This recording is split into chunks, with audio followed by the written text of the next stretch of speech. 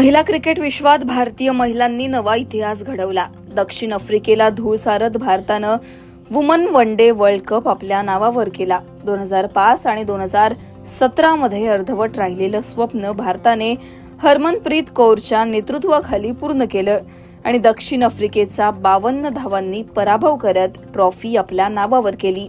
भारताच्या विजयात क्रिकेटपटू दीप्ती शर्मा हिची मोलाची कामगिरी राहिली आहे। प्लेअर ऑफ द टुर्नामेंट ठरलेल्या दीप्ती शर्माने 58 रन करून 5 विकेट काढले। यामुळे भारतासाठी विजयाची वाट मोकळी झाली। संपूर्ण स्पर्धेत दीप्ती शर्मानं 215 रन त्याचबरोबर 22 विकेट काढले। अशी कामगिरी करणारी दीप्ती शर्मा ही पहिली खेळाडू ठरली आहे। दीप्ती शर्मा मूळची उत्तर प्रदेशच्या आग्रा येथील राहणारी। दीप्तीवर तिथूनही शुभेच्छांचा वर्षाव होतोय।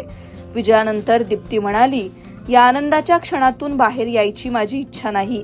या विजयात मला मोलाचं योगदान देता आलं याचा आनंद आहे।